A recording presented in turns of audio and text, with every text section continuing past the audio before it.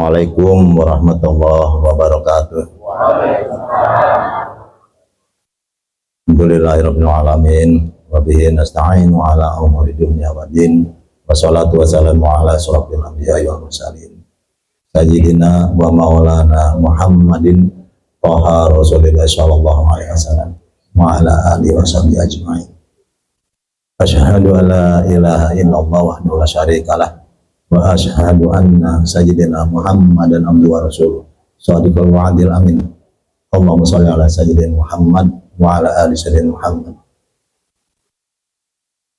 Alhamdulillah, kita sudah diberikan kesempatan Allah Ta'ala dalam keadaan sehat sampai bisa berkumpul di tempat. Maka dari itu kita utamakan bersyukur kepada Allah Ta'ala. Kalayan rahmatnya lah kita bisa berkumpul di tempat. Semoga Allah selalu membimbing kita, memberikan pemahaman, bisa menyimak apa-apa yang saya sampaikan nanti, termasuk saya pribadi. Mudah-mudahan Allah terus memberikan hidayah kepada kita semua. Amin ya Allah ya Rabbal Alamin. Berhubung ini pertama kali, ada beberapa mungkin yang sudah mendengar tentang bab niat, tentang apa-apa yang saya sampaikan. Di sini mungkin lebih banyak yang belum mendengarkan. Jadi kita dimulai awal kembali. Ya. Nanti kalau kita siap, insya Allah tiap hari Senin minggu pertama, insya Allah saya datang ke tempat ini. Semoga Allah merahmati kita semua. Amin ya Allah ya Allah. Bismillahirrahmanirrahim. Kita yang saya sampaikan tidak pernah bosan-bosan. Mungkin yang belum pernah dengar ini harus diingat terlebih dahulu bahwa Allah berfirman, wa ma khalaqul jinna wal insa illa liya'budun. Jadi Allah menciptakan kita, sudah pada tahu semua bahwa kita diciptakan Allah Ta'ala itu adalah untuk beribadah kepada Allah.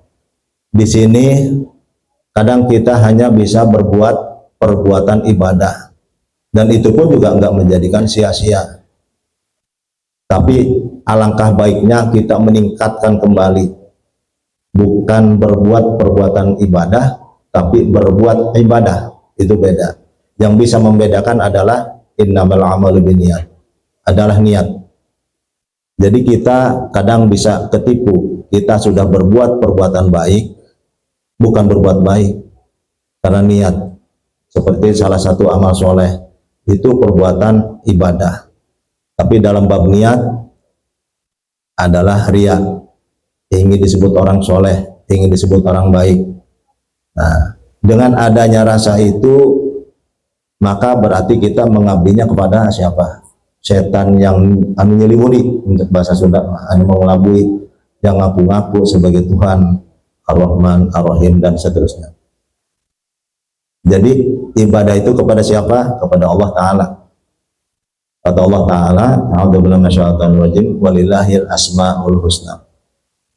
Semua nama baik itu adalah kepunyaan Allah.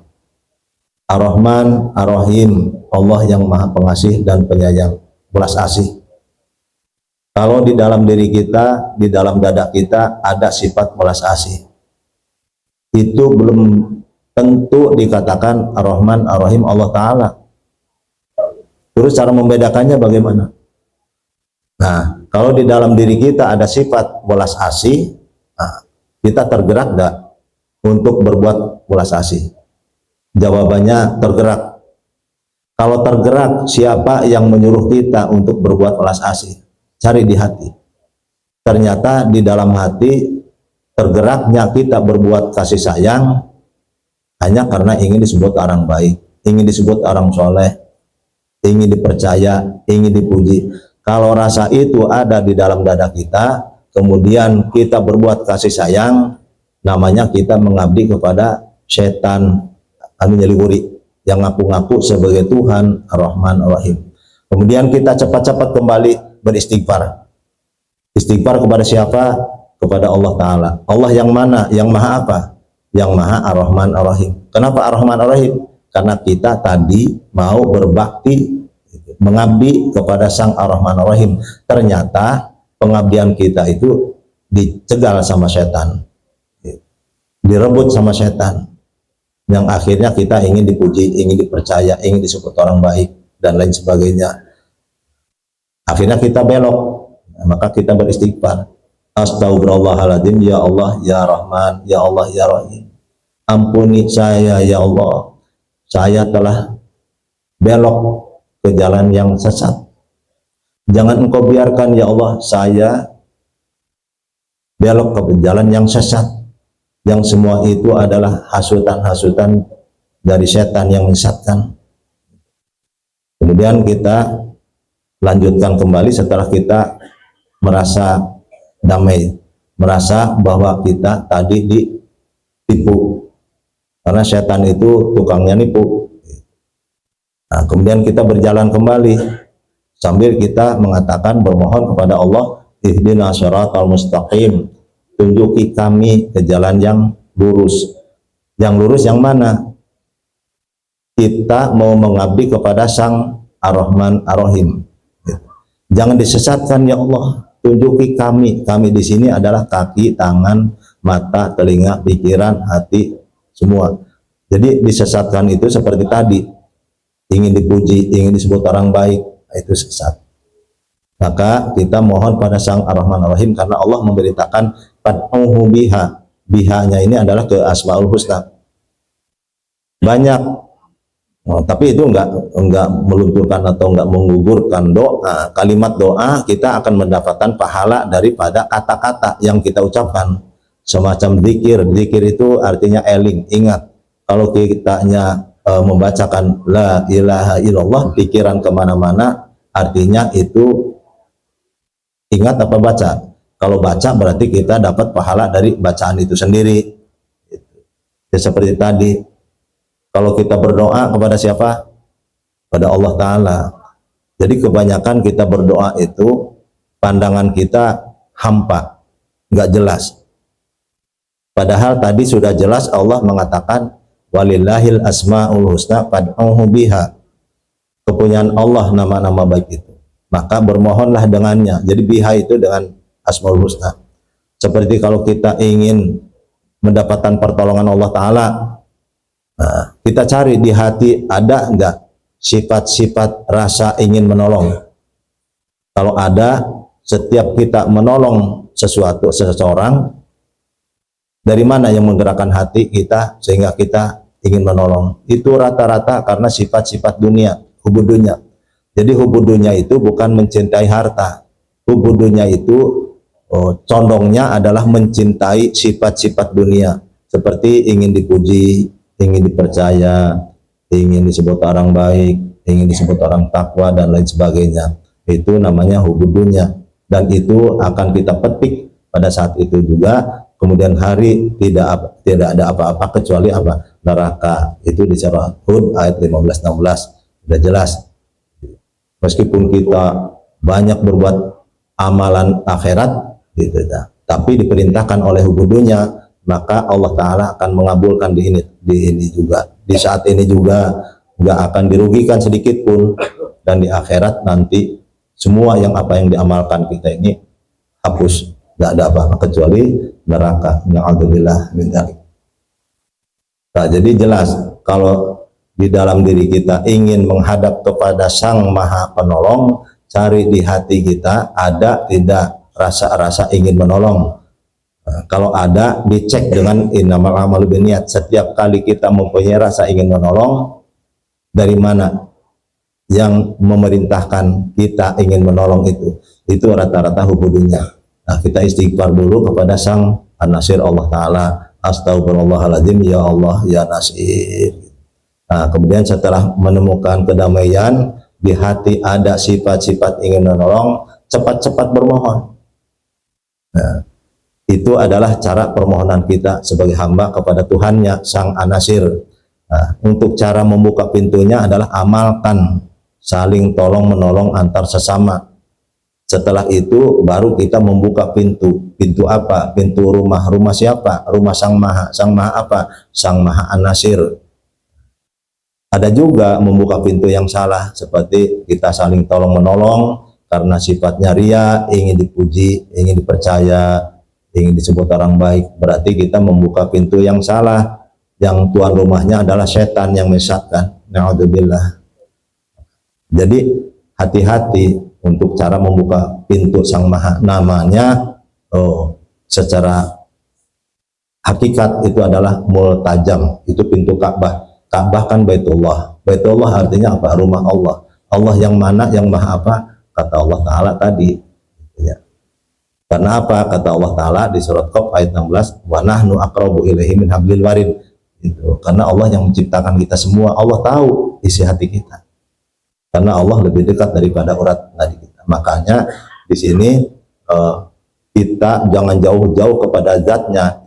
Kita usahakan bertemu dengan asmanya saja dulu, udah luar biasa, karena Allah memerintahkan biha.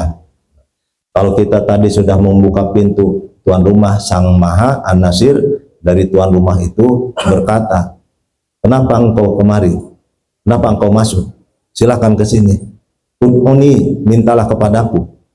Bukan nahnu ya. Ud'uni padaku. Akulah Sang Maha Penolong. Astajib lakum. Nah itu. Permasalahannya mampu tidak kita untuk membuka pintu itu. Itu yang sangat sulit. Rata-rata kita itu membuka pintu yang salah. Itu tadi. Pintu yang salah itu adalah pintu setan yang mengelabui, yang ngaku-ngaku sebagai Tuhan An-Nasir. Itu sangat berat. Rata-rata apapun yang kita lakukan itu adalah karena hubudunya. Nah, di sini sudah jelas kalau kita tahu bahwa kita diciptakan Allah Ta'ala, kita pasti mencari apapun yang kita lakukan, apapun yang kita pandang, apapun yang kita dengar, yang dirasakan, yang kita melangkah, kemanapun kita melangkah, yang kita ambil, selalu mencari dan mencari di mana ibadah kepada Allah Ta'alanya, kita melakukan ini, melakukan itu. Jangan sampai terkecoh, jangan sampai tertipu oleh amalan-amalan. Amal soleh, perbuatan ibadah. Kalau kita ria, belum ibadah, bukan ibadah. Itu yang jelas. Perbuatan yang mau nipu, dia upaya untuk kelihatan baik. Karena apa? Karena ingin dipercaya. Kalau nggak dapat percayaan, nggak akan bisa menipu. Itulah perbuatan setan yang menyesatkan. Nah, di sini para bapak, ibu, santri, santriwati yang dirahmati Allah Ta'ala, khususnya Sohibul Bait, masa keimaman, alhamdulillah, semoga kita semua dirahmati Allah Ta'ala, insyaallah, amin. Nah, di sini mungkin masih banyak yang belum mendengar kata-kata ini, maka dari itu saya awali dengan innamal a'malu binniyat, dengan mengenalkan bahwa Allah menciptakan kita itu adalah untuk beribadah kepada Allah Ta'ala. Nah, jadi di dalam bab ini biasanya kita berdoa itu ucapan saja, kita mengucapkan kalimat-kalimat doa. Allahumma inni as'aluka birahmatika, Allahumma inna nas'aluka birahmatika. Kesananya kita nggak tahu, nggak jelas.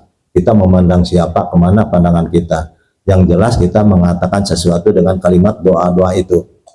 Allahumma inni as'aluka birahmatika anu. Itu juga bukan salah, itu benar. Cuman kita mendapatkan pahala dari kata-kata itu, dari ucapan itu. Seperti kita tanya anak kecil, Dek, kalau berdoa sama siapa? Jawabannya sama Allah Ta'ala, sama. Sama kita orang dewasa, orang tua, sama Allah Ta'ala juga. Cuman pas kita bermohon, pandangan kita hampa. Nah, di sini kita belajar mengenal asmanya. Karena apa? Kata Allah Ta'ala itu awaludini ma'rifat Allah Ta'ala. Jadi awal kita masuk agama itu harus mengenal terlebih dahulu Allah Ta'ala. Siapa sih Allah Ta'ala? Merupakan apa sih Allah Ta'ala? Yaitu Sang Rahman, Rahim, Al-Malik, Al-Qudus. Waktu zaman kitab Zabur, Taurat, Injil itu mengenalkan sifat-sifat Tuhannya. Di Al-Quran juga di Al-Baqarah ayat 21 kalau tidak salah, Bismillahirrahmanirrahim. Ya ayuhan nasu budu rabbakumul ladzi khalaqakum. Itu kepada manusia. Manusia itu berbeda-beda paham, ya. Jadi zaman dulu, zaman Hindu, zaman Buddha, zaman sampai sekarang sampai Nasrani, itu kesininya kenapa salah? Karena perbedaan persepsi, tafsiran. Jadi semua itu adalah oknumnya, bukan salah kitab-kitabnya. Kitabnya benar. Nah, yang menyempurnakan adalah Al-Quran. Di sini lebih jelas lagi, Al-Quran itu menjelaskan tentang asma-asma Allah Ta'ala yang bagaimana. Nah, jadi di sini kita mulai belajar cara bermohon, cara berdoa kepada siapa, harus jelas. Kalau kepada Tuhan, Tuhan yang mana, yang maha apa, harus jelas. Jangan sampai kita bermohon kepada yang menyesatkan, yaitu setan, yang mengelabui. Itu semua perebutan antara setan dengan malaikat, antara nafsu dengan akal. Jangan sampai kita tertipu, jangan sampai kita terkecoh gitu ya dengan amalan-amalan. Kalau kita untuk lebih jelasnya adalah cek dengan niat.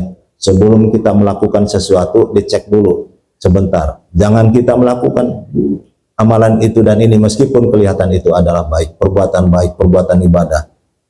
Sebelah mana ibadah kita kepada Allah Ta'alanya, kita melakukan ini dan itu. Setelah kita menemukan perbuatan ibadah bahwa itu adalah ibadah kepada Allah Ta'ala, mengabdi kepada Allah Ta'ala, dicek kembali di mana manfaatnya. Saya yakin manfaatnya pasti sinkron dengan niat tadi. Jadi apapun kalau kita melihat ibadahnya di mana kita melakukan sesuatu, pasti selalu bersyukur. Kita cek ya. Kalau kita dicemooh, dicaci maki, nah kalau kita melihat letak ibadahnya di mana, kita lagi dicaci maki, bersyukur apa tidak? Masih bersyukur. Kenapa bersyukur? Semacam seperti Sayyidina Abu Bakar dan Rasulullah SAW. Sewaktu dicemooh, dihina, nah Sayyidina Abu Bakar itu tetap diam, senyum. Rasulullah pun juga seperti itu.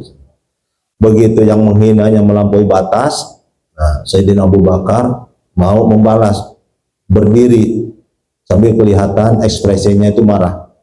Nah di situ Rasulullah meninggalkan Sayyidina Abu Bakar. Sayyidina Abu Bakar kan kaget, langsung dikejarnya, kenapa engkau ya Rasulullah meninggalkan? Nah dijelaskan kata Rasulullah, sewaktu duduk, waktu dihina, waktu tersenyum, itu engkau bersama malaikat. Tapi setelah beberapa kali dihina, engkau berdiri sambil mau memarahi mereka, itu engkau itu bersama setan. Nah di sini. Jadi kita cek dulu, waktu kita dihina, di mana letak ibadah kepada Allah Ta'alanya. Wasbiru innallaha ma'as-sabirin, sabar ibadah, tawakal ibadah, berlindung pada Allah Ta'ala ibadah, berlindung dari hinaan orang itu. Berdoa untuk supaya orang itu menyadari bahwa menghina orang itu adalah dosa. La yuhibbullahu al-jahra bisu'in minal qawli illa man dzalima, kana Allah samii'un alim. Karena kita melihat beberapa kebaikan, beberapa nilai-nilai ibadah di situ, apakah kita nggak pernah bersyukur? Pasti bersyukur. Ya Allah, terima kasih ya Allah, Engkau telah memberikan kesempatan bagi saya untuk banyak berbuat ibadah kepadamu dengan Engkau jadikan orang itu menghina saya. Jadi bersyukur bukan karena dihina, bersyukur di balik hinaan itu banyak peluang ibadah kepada Allah Ta'ala. Jadi ini para santri, santriwati perlu dicerna, disimak, diamalkan. Nanti apapun yang terjadi kepada kita semua, kalau kita melihat letak ibadahnya pada Allah Ta'ala, pasti selalu bersyukur. Bersyukur punyanya, bersyukur ketidakpunyaannya. Tapi kalau kita nggak pernah melihat ibadah pada Allah Ta'ala, sewaktu kita dihina, sedangkan kita inginnya disanjung, dihargai, nggak tahu harganya berapa. Kalau orang itu nggak menghormati, sedangkan kita ingin dihormati, pasti kecewa, pasti putus asa, pasti kita marah. Nah, itulah. Itu bersama setan. Na'udzubillah min dzalik. Jadi kita belajar dari mulai sekarang, kita memahami yang dua rumus itu yang paling penting. Jadi rumus bahwa Allah menciptakan kita adalah untuk beribadah kepada Allah Ta'ala. Beribadah itu adalah mengabdi. Mengabdi itu kepada siapa? Kepada Allah. Allah yang maha apa? Kalau Allah yang maha Rahman Rahim, maka berbuatlah kasih sayang terhadap siapapun sebagai bentuk ketaatan kita kepada Sang Maha Rahman Rahim, yaitu Allah Ta'ala. Allah Maha Al-Wahhab, maka saling memberilah terhadap siapapun semata-mata karena kita taat kepada Allah Ta'ala, karena kita beribadah kepada Allah Ta'ala Al-Wahhab. Nah, itu sebagai bentuk ketaatan kita, pengabdian kita kepada Sang Maha. Kalau kita lihat ibaratnya ingin menjadi komandan, ketua, ingin menjadi pemimpin, Allah itu Al-Malik, Allah Maha Kuasa. Mohonlah kepada Sang Maha Al-Malik kepercayaan. Supaya apa? Kenapa kita alasannya ingin menjadi orang nomor satu, ingin menjadi pemimpin, ingin menjadi komandan dan lain sebagainya? Ibadah kepada Allah Ta'alanya di mana? Kita ingin menyampaikan kebenaran, kita ingin menyampaikan keadilan. Kalau kita tidak diberikan kepercayaan Allah Ta'ala, kita tidak jadi pemimpin, kita belum bisa jadi komandan, apakah kalimat-kalimat menasihati kepada anggota itu akan didengar? Gak bakal didengar. Jadi alasannya itu kita mohon kepercayaan Allah Ta'ala karena Allah Ta'ala adalah Maha Kuasa. Nah, di hati kita ada nggak sifat-sifat ingin menguasai, ingin dominan? Ada. Nah, itu Sang Maha Kuasa adalah Allah Ta'ala Al-Malik.